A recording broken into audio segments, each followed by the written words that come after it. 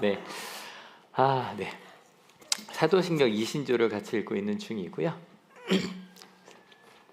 배터리가 중간에 떨어질 것 같아서. 특별히 이신조가 가장 중요하다고 말씀을 드렸어요. 가장 핵심이고요.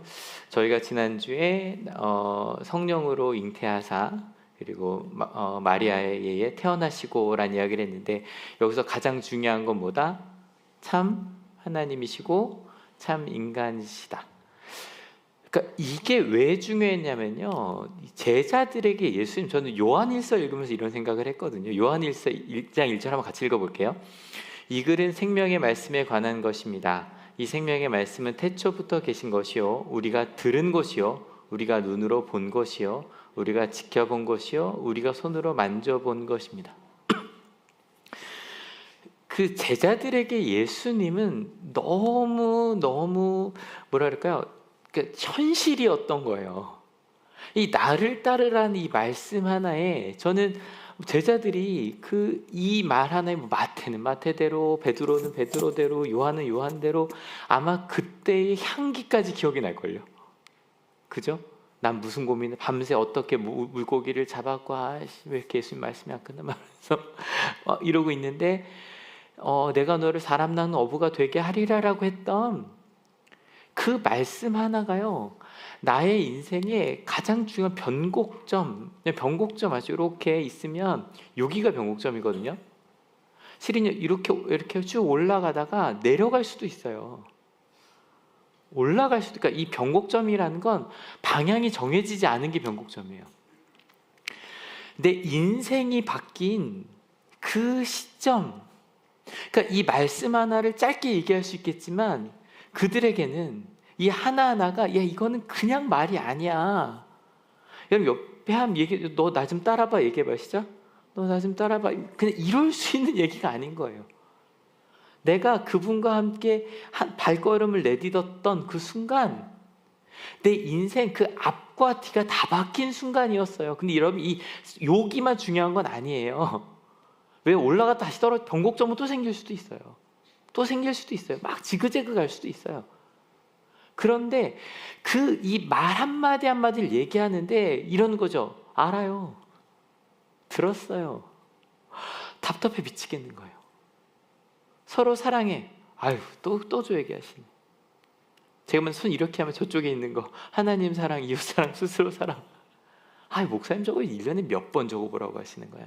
다 외우는데. 근데 답답해 미치겠는 거예요. 적이 있다는 걸 아는 게 중요한 게 아니라, 그 말씀 하나가, 이웃을 사랑하라는 그 말 하나가, 하나님을 사랑하라는 그 말 하나가 제자들에게 내가 보고 듣고 지켜보고 손으로 만져본 일들이었거든요. 근데 사람들이 자꾸 안다 그러니까, 들었다 그러니까 미치겠는 거예요. 이 마음을, 여러분 전도해 보면 아실걸요? 하나님이 너 사랑한대. 또 그 얘기야? 근데 나 미치겠어. 아니, 하나님 너 사랑한다니까? 근데 뭐 어쩌라고, 나 지금 미치겠는데. 하나님이 날 사랑한다 그 한마디 때문에 힘없고 용기롭고 살았던 이들에게는 그 정도 이야기가 아닌 거예요. 그래서 저희가 사도신조, 이 크레도, 나는 믿습니다라는 이 말, 실은 저희가 몇 주 전에 얘기했거든요. 뭐가 바뀌는 거다? 관점과 안목이 완전히 바뀌어요. 그전까지는 내 경험과 내 지식으로 생각해요. 근데 나는 몰랐던 예수님이 보시는 관점으로 보기 시작하니 원래 내 알던 게 달리 보여요. 요 지점은요, 아직 0이에요. 바뀐 게 없어요. 똑같아요. 뭐가 다른지 모르겠어. 실제로요, 그 교육의 단계 중에 그런 게 있대요. 처음에 알겠어, 그래 알겠어. 근데 갑자기 뚝 떨어져요. 모르겠는데, 안 되는데, 그 미치겠는 지점이 있거든요. 차라리 그만두고 싶은 그 지점이 있어요. 속도가 움직이지 않는.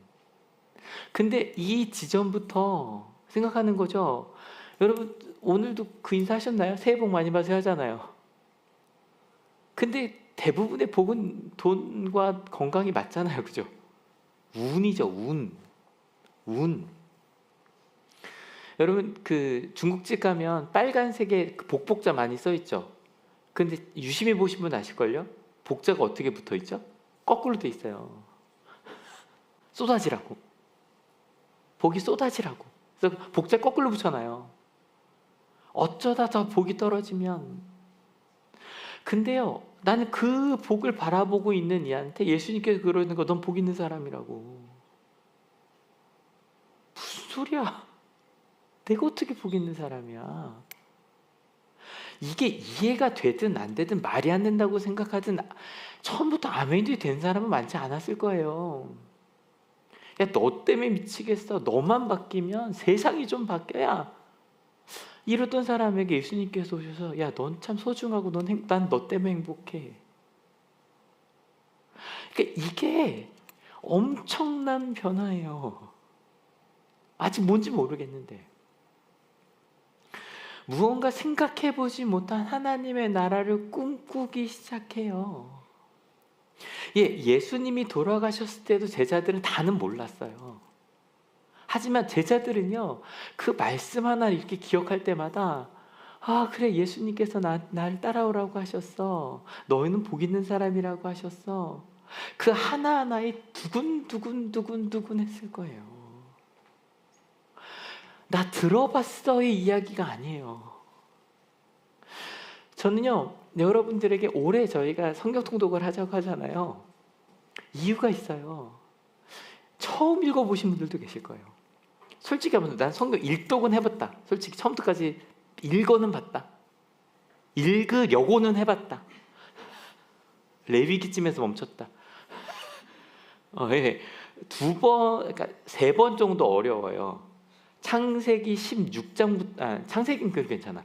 출애기 16장부터 어려워요. 출애굽기 16장부터 이제 뭐는 몇 규빗, 뭐는 몇 규빗, 이렇게 머리가 몽롱해지다가 좀 괜찮아요. 레위기에서 이제 무너지죠. 그 다음 또 시편도 되게 어렵고요. 좀 그래요. 그 차라리 이제 마태복음부터 읽는 분들이 많고. 근데 그걸 읽자고 하는 이유가 있어요. 그 하나하나에 여러분 신약성경에서 복음서는 27권 중에 몇 권이죠?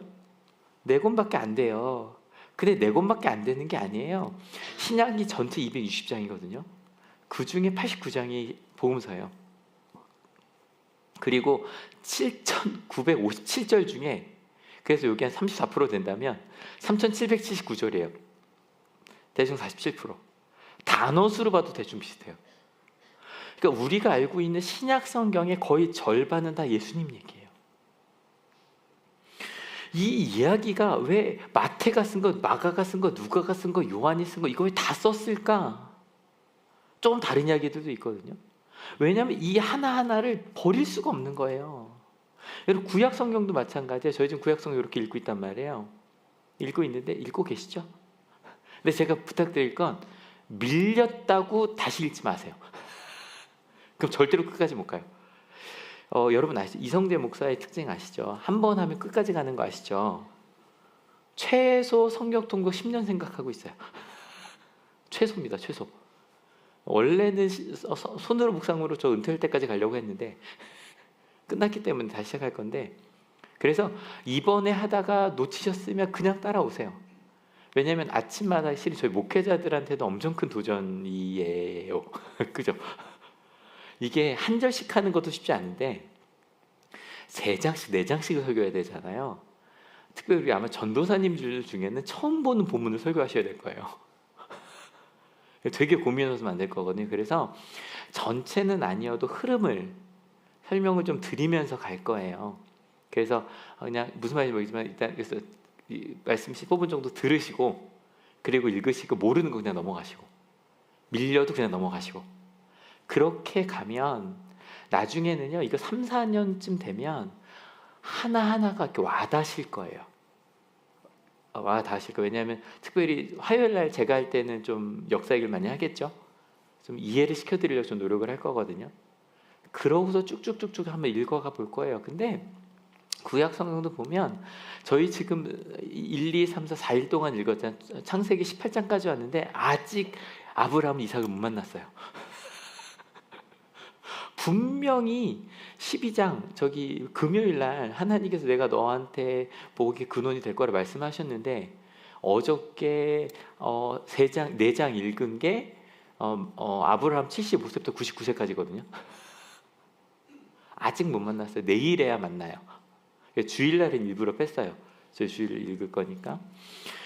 그리고 아까 목사님 소개해 주신 것처럼 혹시 뭐 청소년 청년들은 저것도 괜찮아요. 그 갓피플 성경에서 쭉 같이 읽어가는 것도 괜찮고 요거 이제 올려드렸으니 같이 봐도 좋겠고 그래서 저희 혹시 성경을 갖고 오신 분 몇 분 계세요. 그래서 저희는 새 번역으로 보니까 같이 좀 들고 다니면서 보는 또 뭐 어플로도 열심히 들으셔도 괜찮기도 하고 하려고 합니다. 근데 저는 성경을 좀 읽는 훈련을 좀 해보려고 줄 치는 것도 되게 좋거든요. 그래서 어플로 보시는 분들 거기 줄 치는 거 아시죠? 그런 식으로 좀 하면서 갔으면 좋겠어요. 구약 성경에는요 하나님을 만난 사람들의 이야기가 진짜 많이 나와요. 근데 읽다 보면 어떤 느낌이 있냐면 이거 읽었는데 어제 읽었는데 오늘 또 나오지라는 게 있어요. 내가 잘못 읽었나? 아니 맞아요. 구약 성경에 신약 성경을 읽다 보면 여러 사람이 쓴 걸 이렇게 짜집게서 넣어놨어요. 근데 누가 생각하면 왜 안 버렸을까 싶잖아요. 근데 비슷한 얘기가 이렇게 뭉쳐 나오는 이유, 심지어는 틀린데 이런 것까지도 있어요. 가장 대표적으로 보면 저희 이제 최근에 읽었던 걸 제가 좀 예로 갖고 왔어요. 아기 예수님을 누가 찾아오죠? 이거 마태복음밖에 안 나와요. 또 누가 찾아오죠? 누가복음에 목사들이 와요. 근데 이거를 짬뽕 시켜서 외울 수도 있어요. 둘 다 왔다. 다른 날. 상상할 수도 있죠. 근데 일단은요. 왜 이 두 이야기가 따로 기록이 되었고 근데 이 두 얘기를 하나로 안 만들고 그냥 거기에 넣는가? 왜냐하면 여러분 신앙에서요. 그러니까 심지어는 구약에 보면 열왕기서랑 역대기서가 뭐랑 비슷하냐면 여러분 장로님 계시니까 삼국유사랑 삼국사기랑 내용이 똑같죠? 아니에요. 엄청 달라요. 하나는 유교적 전통이고요. 하나는 불교적 전통이 있고요. 너무 달라요. 그래서 그 당군 얘기가 하나 나오고 안 나오고 다 달라요. 실은 김유신 출신에 대한 얘기도 조금 달라요. 어디 좀 가려요. 왜 가야국 출신이라는 거 좀 숨겨요. 근데 그러고 나와요. 근데 그거를 삼국유사, 삼국사기를 같이 묶어놨으면 되게 이상한 책이잖아요. 성경을 다 묶어놨어요. 그냥 묶어놨어요. 이유는 이걸 왜 하나로 안 만들었는가? 여러분 성경 읽고요. 여러분 끝나고 나서 이렇게 소모임에서 은혜 나누면 똑같죠? 다 다르잖아요. 들린 게 다르고 아는 만큼 들리기 때문에 또 내가 상황에 따라 다른 게 들리거든요. 그런 것들을 실은 저는 성경을 이렇게 쓴 분들이 되게 겸손했다고 생각해요. 내 생각으로 재단하지 않아요. 그리고 과거로부터 온 그 수많은 이야기들을 그냥 함께 써놔요. 왜냐하면 내가 은혜 안 받았다고 가장 대표적인 게 실은 마틴 루터예요. 마틴 루터는 야고보서를 빼고 싶어 했어요. 쓰레기 성경이라고 불렀어요. 지푸라기라고. 근데 저희 재작년에 야고보서를 되게 큰 은혜를 받았잖아요. 실은 마틴 루터도 버리진 않았어요. 내가 이해 못했다고. 그래서 그 이야기들을 그래서 하나님을 만난 믿음의 선배들의 이야기가 성경에 가득해요. 때로는 이 이야기를 왜 이렇게 지리하게 써놨나.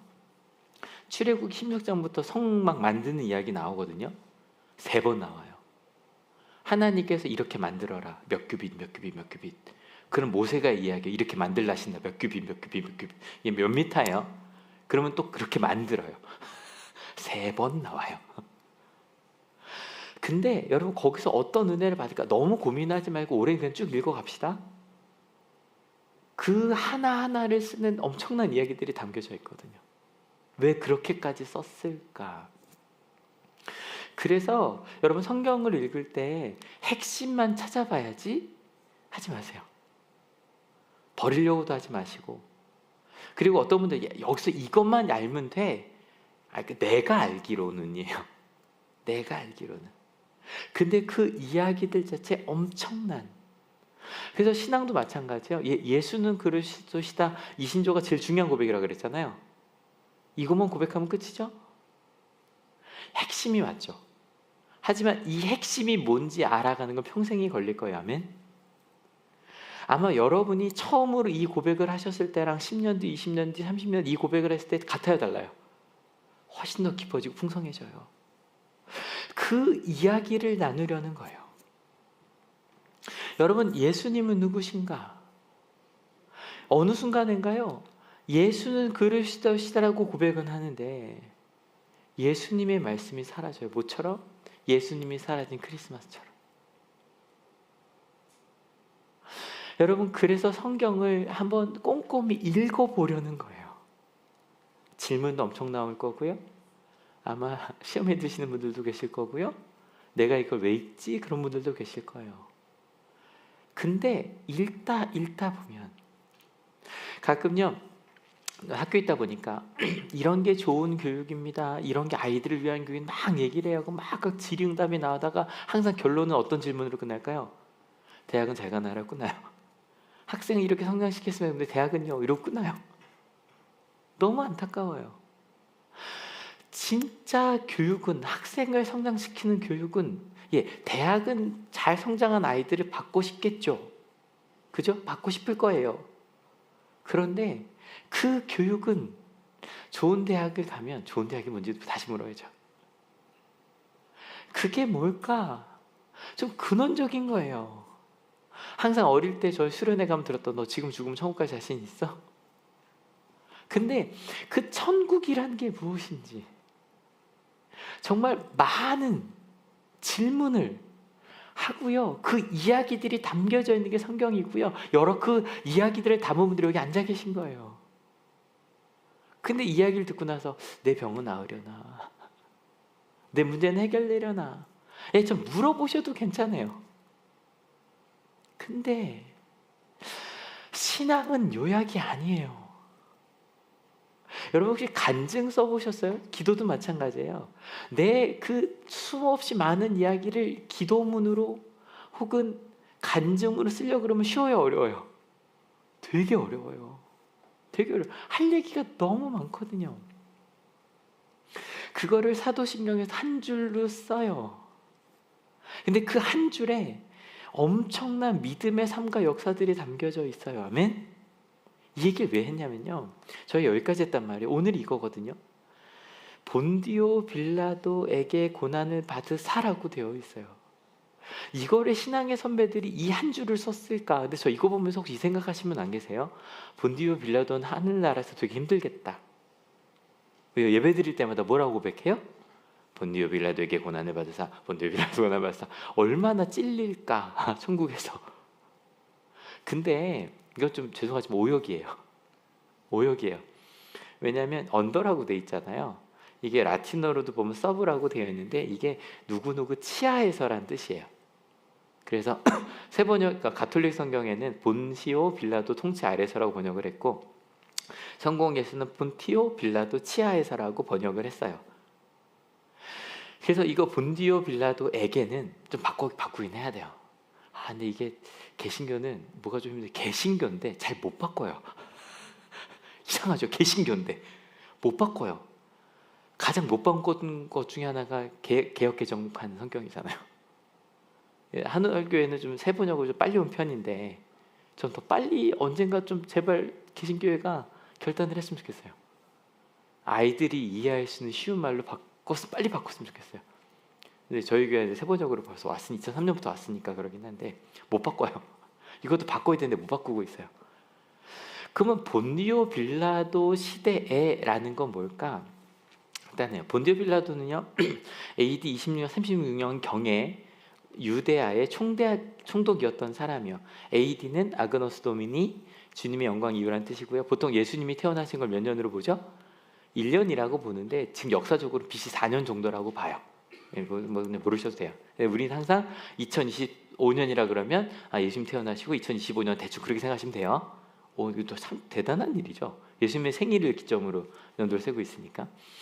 근데 이때 유대 총독이라 그러면 지금으로 군수 정도 된대요. 로마 크기에서 보면 우리로 마산 시장님 정도. 그래서 막 본디오 빌라도에 대한 막 역사적 기록을 찾아보고 잘 안 찾아지는 이유가, 여러분 어떻죠? 여기 아산시장 2000년에 아산시장 이름이 뭐였죠? 아무도 혹시 아시는 분 있으면 대박이긴 한데 모르시지 않아요? 아시나요? 아시는 분 솔직히 2000년 아산시장 이름 저 모르거든요. 몇 년 따라가 뭐 아시고, 그러니까 그 정도로 그러니까 몰라도 되는 사람인 거예요. 그렇게 많이 알려질 사람은 아닌 거예요. 근데 사실 성경 때문에 기록이 되어 있기도 하고 실제로도 기록이 남아 있긴 해요. 이 사람이 한 일 중에 가이사랴가 이 유대, 뭐 이렇게 자세히 설명 안 할게요. 4개로 쪼개져 있었는데 거기에 수도는 가이사랴예요. 저희 몇 주 전에 가이사랴 빌립보는 딴 지역이에요. 아무튼 거기에 군대를 예루살렘으로 보낸 사람인데, 이 가이사랴는 지금도 가면 이게 지금 위에서 찍은 모습이거든요. 여기 밑에 동그란 거 보이시죠? 엄청난 원형 경기장이에요. 지금도 가면 우와 할 정도로 큰 경기장이, 이게 원형 극장이 있어요. 극장이 있고 여기 이쪽에 보이는 게 다 그 궁정이에요. 왕궁들. 엄청난 왕궁이 남아 있어요. 이게 인류 최초의 인공 항구예요. 실제로 항구를 이렇게 만들어서 한 최초 인공 항구고요. 그리고 실제로 이 비석이 하나 나왔는데 본디오 빌라도가 만들었다는 게 나와 있어요. 그러니까 역사적인 사람이에요.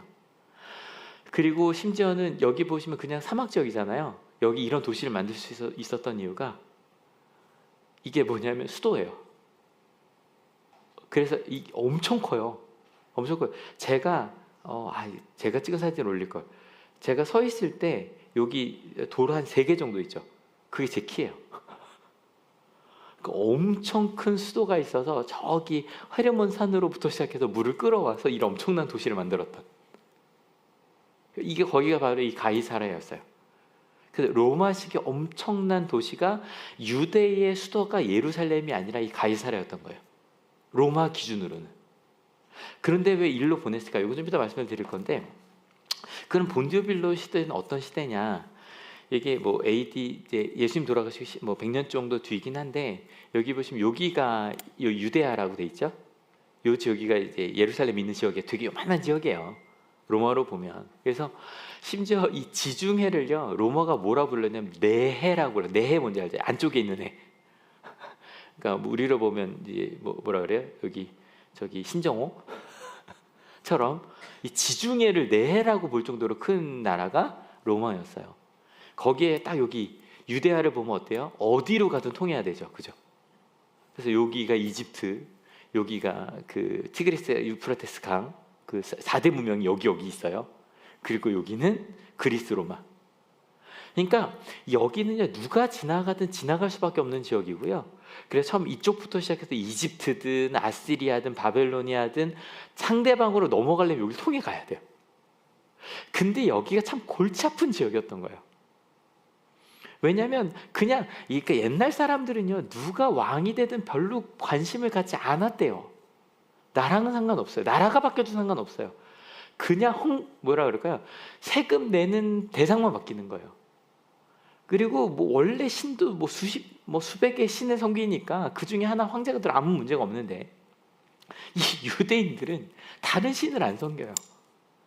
그래서 로마가 BC 65년에 들어왔는데 당연하게 황제의 신상, 딴 게 아니에요. 그냥 깃발에 황제 모습이 그려져 있어요. 그걸 들고 왔는데 난리가 난 거야. 죽겠다고. 그래서 BC 65년에 야 도대체 안 되겠다 해서 얘네들은 그래 니네 신을 섬겨라고 따로 좀 빼줬어요. 그러고 살았어요. 그리고 보통 우린 시장이 4년이잖아요, 임기가. 근데 그 당시에 이 총독이 임기가 3년이었대요. 근데 아까 빌라도는 10년 있었죠.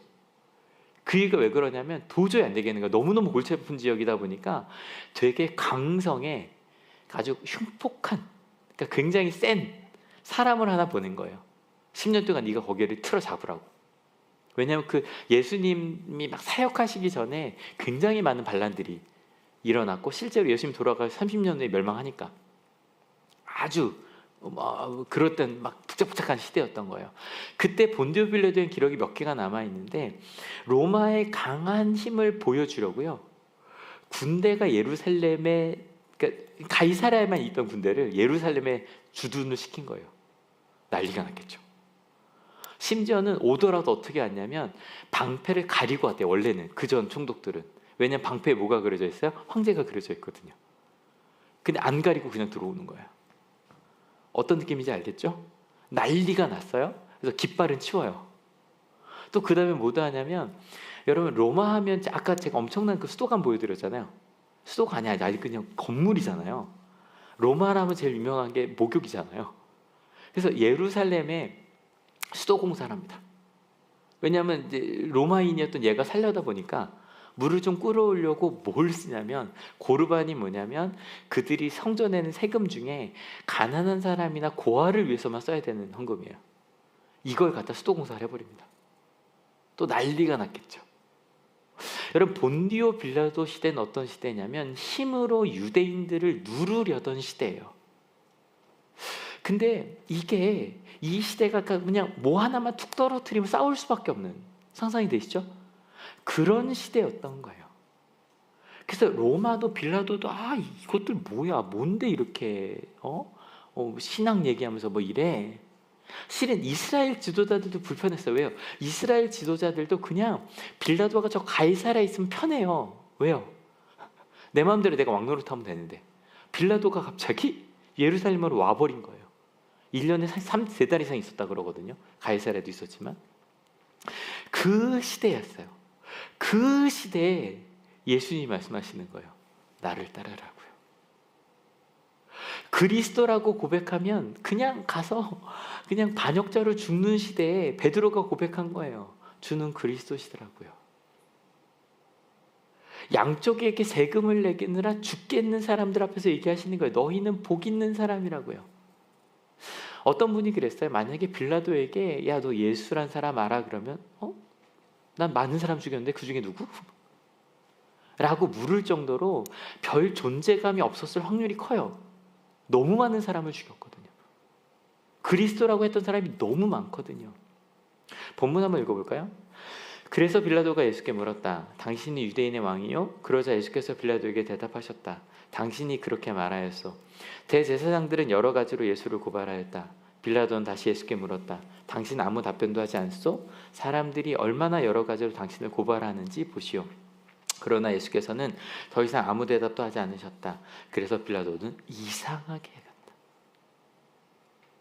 근데 자기가 수많은 만났던 사람들 중에 좀 이상한 거예요. 왜냐하면 소교리 문답서에서 마틴 루터가 이 부분을 이렇게 해석합니다. 같이 읽어볼게요. 하나님의 사랑 때문에 시작된 고난의 길이라고도 할 수 있습니다. 그 사랑을 전하다가 욕도 얻어먹고 감시도 당하고 결국 제자의 배신으로 팔리기까지 합니다. 이런 이유로 예수의 삶은 한마디로 사랑 때문에 받아야 했던 고난의 삶이라고 할 수 있습니다. 모든 삶을 아우르는 마지막 고난, 신조에서는 바로 이 점이 강조됩니다. 여러분 여기서 말하는 이 사랑 때문에 받아야 했던 고난의 삶, 왜냐면요 빌라도에게 뭐가 너무너무 자연스러웠냐면 내 행복을 위해 고난을 주는 게, 내 안정과 내 이익을 위해 누군가에게 고난을 주는 게 너무너무너무 당연했던 사람이었거든요. 그러니 예수님이 어때 보여요? 이상해 보이죠. 더 읽어볼까요? 빌라도가 그들에게 말했다. 정말 이 사람이 무슨 나쁜 일을 하였소? 그들은 더욱 크게 소리를 질렀다. 십자가에 못 박으시오. 그리하여 빌라도는 무리를 만족시켜 주려고 바라바는 놓아주고 예수는 채찍질한 다음에 십자가에 처형당하게 넘겨주었다. 예, 실은 성경을 마태, 마가, 누가, 요한복음을 다 보면 예수님을 좀 놓아주려는 시도가 보이기는 해요. 요한복음이 제일 세요. 제일 세요. 그런데 결국 이상했어요. 왜냐면 좀 특별한 사람인 것 같아요. 근데 결국 빌라도는 그냥 하던 대로 했어요. 그래서 빌라도는 크게 중요하지 않아요. 그 시대가 중요해요. 원래 가던 내 이익을 위해서라면 누군가에게 고통을 줘도 괜찮은, 그게 너무너무 당연한, 누군가를 밟고 일어서는 게 너무너무 당연한 그 이야기는 다음 주에 더 깊게 할게요. 소교리 문답서에서 그 뒤를 이렇게 해석합니다. 더 읽어볼게요. 죄 없는 거룩한 이가 하나님의 사랑 때문에 모욕과 지시를 참아내던 그 생애의 절정이 본디오 빌라도에게 고난받는 사건입니다. 그리고 마침내 자기 백성에게 버림받는 순간까지 이르게 됩니다. 이것은 하나님의 사랑을 실천하는 이들이 걷게 될 운명의 역설이자 거룩한 고난의 표징입니다. 이 부분 다시 읽을게요. 이것은 하나님의 사랑을 실천하는 이들이 걷게 될 운명의 역설이자 거룩한 고난의 표징입니다. 여러분, 본디오 빌라도에게 고난을 받으사, 본디오 빌라도 시대에는요 고난을 받을 수밖에 없어요. 왜냐하면 그 시대는요, 같이 읽어볼까요? 내 이익을 위해 다른 사람을 고난 주는 시대였거든요. 그러니 서로 끊임없이 고난을 주죠. 누구의 이익을 위해? 내 이익을 위해, 내 행복을 위해. 그렇게 살아가는 게 너무너무 당연했던 시대에, 역사적 시대, 바로 그 시대에 예수님은 사랑하기 위해 내려오셨어요. 아멘. 실은 오늘도 원래는 사달에 쓸려다 다음 주에 쓰려고요. 다음 주에 준비해 주세요. 다음 주 바닥까지 내려가야 되는데 큰일 났네. 여러분, 지난주에 이제 성가합창 축제라는 걸 제가 요구할 때마다 이걸 좀 말씀을 드려요. 이유가 원래 여기가 강당이었거든요. 여기서 마지막 성가합창 경연대회가 2011년까지 있었어요. 근데 저를 꼭 간 다음부터 축제로 바뀌었는데, 전 성가합창 경연대회가 너무 싫었어요. 왜 싫었냐면 여기서 1등을 발표하는 순간에요 통제가 안 돼요. 딱 여기였어요. 여기 저 끝까지 강당이니까 1등 누구 하잖아요. 그럼 갑자기 A씨가 들려요. A씨가 들리고요, 후탕탕 소리가 들려요. 왜냐면 의자 이렇게 쌓잖아요. 의자를 쌓기 시작해요. 꽉 들리게. 아직 안 끝났는데 12반이 기분이 다 나빠져요. 왜 기분이 나빠질까요? 일단요 2등부터 12등까지 다 기분 나빠요. 왜? 다 지들 1등 할 줄 알았어요. 이게 웃긴 게, 실은 듣다 보면 들을 끼가 있으면 최소 3등까지는 보여야 되거든요. 근데 안 들려요. 다들 지들 1등 할 줄 알아요. 그리고 1등은 왜 기분 나쁠까요? 애들이 가서 싸워요. 막 가자마자 이래요. 니들이 뭐 했기 때문이야 막 이러면서 막 가서, 그래서 12번 기분이 다 나빠지고, 저는 정말 이 강당에, 여기가 그렇게 쓰레기장이 되는 걸 그때만큼 들은 적이 없어요. 왜 더러운지 아세요? 1등이 청소시켰거든요. 그랬더니 애들이 주머니에 있는 걸 버리고 가요. 정말로 여기가 쓰레기장이 됐어요. 그렇게 아름답게 찬양을 하고 그렇게 개쓰레기장이 되는 이게 너무 싫었어요. 그래서 등수 매기지 맙시다라 그랬는데 10년을 까였어요. 왜냐면 등수를 안 매기면 열심히 안 한대요. 근데 제 생각은 달라요. 등수를 안 매겨도 돼요. 그냥 합창하는 게 더 좋아요. 그리고 나서 2012년부터 성가합창 축제로 했어요. 뭐가 달라졌는지 아세요? 하루 전날 되면 욕하면서 애들이 와서 그래요. 목사님이 우리 반 안 나갈 거예요 그러고 와요. 그러던 애들이 사라지기 시작했어요. 왜요? 그냥 나가서 하면 되니까. 더 신기한 건요, 여러분 1등 하려는 반들은요 뭐가 있냐면, 하다 틀린 애들 나오면 째려봐. 여러분 그거 아세요? 갑자기 무대에서 공연하다 틀린 애는요 이러고 내려와요. 울면서 내려와요. 반주하다가, 여러분 반주하는 거 얼마나 힘든지 아시죠? 이거 진짜 힘든 거예요. 반주하다 틀리면 애들이, 아니 여기서 반주자를 갑자기 30명 째려봐요. 우와, 뭐 진짜요 미칠 것 같아요. 열심히 한 반일수록 더해요. 근데 등수를 안 매기면 어떻게 되는지 아세요? 잘했어 이러면서 내려와요. 지금도 너무 기억나는 반이 있는데, 구원열차라는 노래가 좀 어려워요. 근데 그걸 한 거예요. 1절은 음이 잘 맞았어요. 2절은 완전히 틀렸어요. 와, 그 틀리는 물 끝까지 가대요. 근데 애들이 내려오면서 그랬어요. 저한테 목사님 저희 잘했죠 1절은. 여러분 그 차이를 아세요? 변곡점이에요. 함께 하는 게 더 기쁠 수 있다. 등수 매기는 게 아니라. 그리고 소리 너무 크지 않게 해주세요.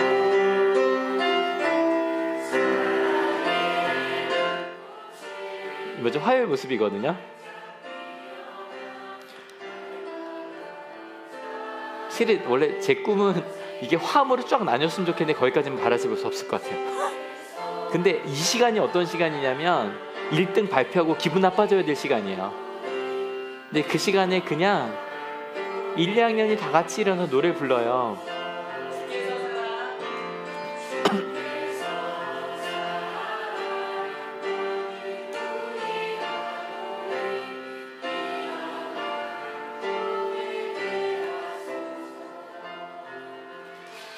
박수 한번 쳐주시겠어요?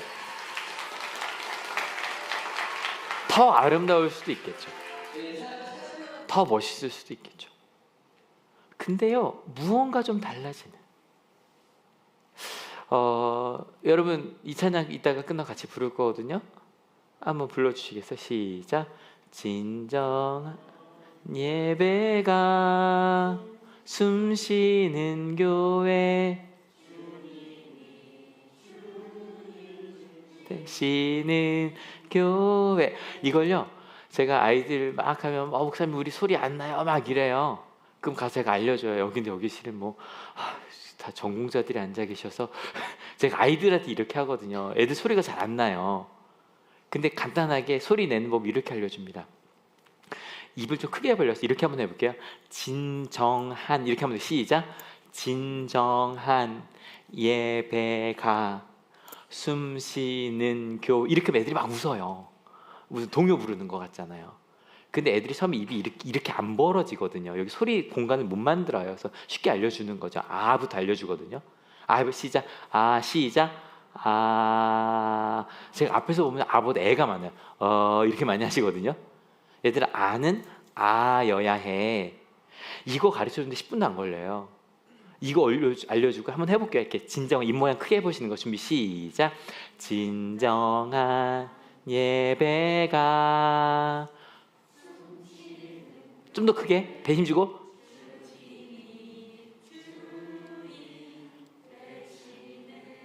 좀 더 크게 듬에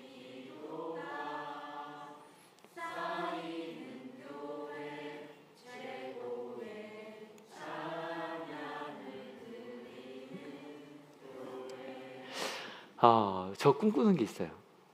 하늘교회에서 예배전 찬양할 때 저희가 원래 수련회 때 노래 크게 하기로 좀 유명한 교회인데 좀 작아요. 저희 나중에 악기가 없어도 되는 교회가 됐으면 좋겠어요.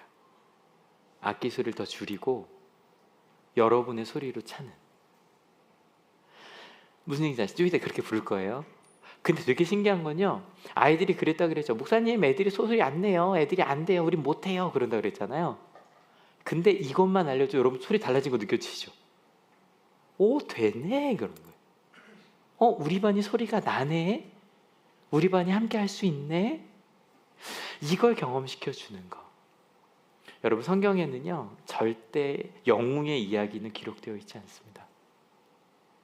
대단한 사람들의 이야기가 아니라 본디오 빌라도 시대처럼 하나님이 아니라 내 이익을 위해서라면 다른 사람을 짓눌리던 시대에 예수님이 그리스도이심을, 하나님이 우리 하나님이심을 고백하는 사람들의 이야기가 담겨져 있습니다.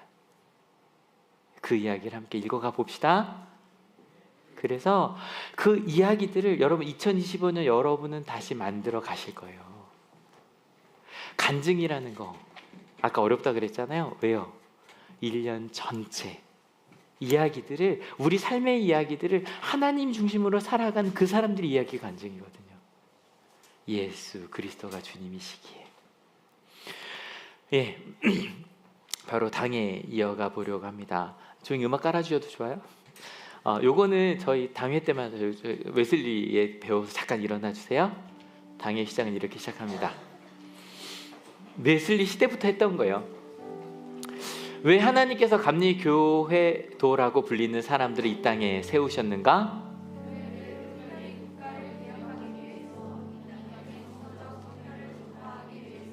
예, 자리에 앉아 주십시오. 감리교, 전 이거 너무 아름답지 않으세요? 웨슬리 시대부터 외운 거예요. 우리가 뭐 장교도 있고 수많은 교단들이 있지만 그 아름다운 교단들 중에 감리교를 따로 세우신 이유는 교회를 특별히 뭐를? 개혁하기 위해서, 이 땅에 뭐를? 성서적 전파하는 사람들이 되기 위해서. 예. 보고 접수는 시작은 저걸로 할게요. 저희 선고용신 예배 오신 분들도 계시지만 선고용신 예배 1년 저희가 어떻게 살았는지, 그래서 보고할 때도 여기 나온 얘기들 빨리빨리 지나가셔도 될 것 같아요. 안녕하세요. 한올교회 성도 여러분, 벌써 한 해가 저물고 새로운 2025년을 맞이하는 날이 우리 곁에 다가왔습니다.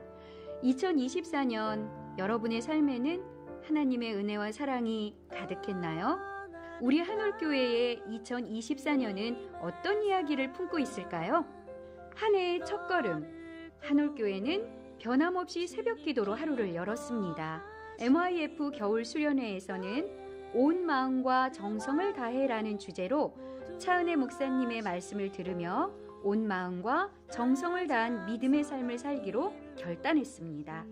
아빠 하나님이라는 주제로 진행된 한올키즈 성경학교에서는 아이들이 놀이와 체험을 통해 하나님의 사랑을 배웠습니다. 또한 신천 집사와 권사로 임명받은 분들이 새로운 마음으로 한올을 섬길 준비를 마쳤습니다. 2달에 한 번씩 만나며 진행된 교사교육은 다양한 교육의 주제로 서로 이야기를 나누며 성장하는 시간을 가졌습니다. 기획위원회는 장로님, 권사님들과 함께 교회의 사역을 점검하고 더 나은 방향으로 나아가기 위한 시간을 가졌습니다. 봄의 문턱에서 우리는 사순절 기간 동안 주님의 고난과 사랑을 묵상하였습니다.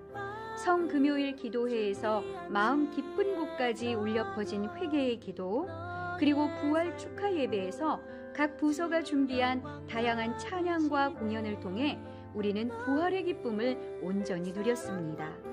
이날 세례식에서는 박우찬 아기와 함께 김사랑, 박소정, 이세민, 황수아 청소년들이 세례를 받았습니다. 초록이 짙어가는 5월, 어린이 주일의 한올키즈는 장영실 과학관으로 체험활동을 다녀왔습니다. 어버이 주일에는 한올 MYF가 정성껏 삶은 국수와 바삭한 부추전을, 한올키즈가 시원한 커피와 아이스티를 준비했습니다.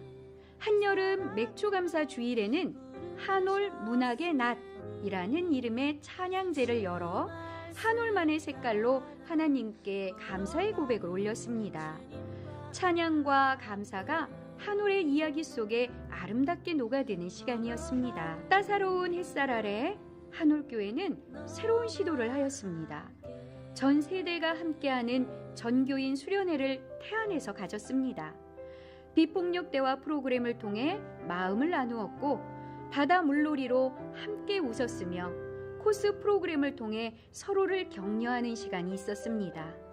아이부터 어른까지 모두가 함께 만들어낸 이 아름다운 시간 속에서 우리는 교회는 한 가족임을 다시금 깨달았습니다. 가을바람이 선선한 10월에는 여선교회 나들이가 진행되어 따뜻한 교제를 나누었습니다. 풍성한 결실을 거두는 가을이 찾아왔고, 추수감사주일 예배를 통해 각 부서별 감사 고백이 펼쳐졌습니다.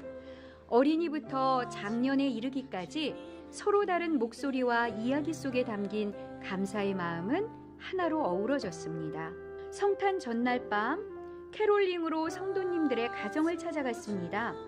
어둠을 밝히는 따뜻한 멜로디 속에서 예수님의 탄생을 함께 축하하며 사랑을 전하는 순간은 한올의 겨울밤을 더욱 포근하게 만들어 주었습니다. 드디어 성탄절 아침이 밝았습니다. 아이들의 귀여운 사회와 워십, 청소년의 벨플레이트, 청년들의 춤, 여선교회 밴드, 성가대의 은혜로운 찬송에 이르기까지 교회 안에 울려 퍼진 예수 탄생의 노래는 우리 마음에 기적을 불러일으켰습니다.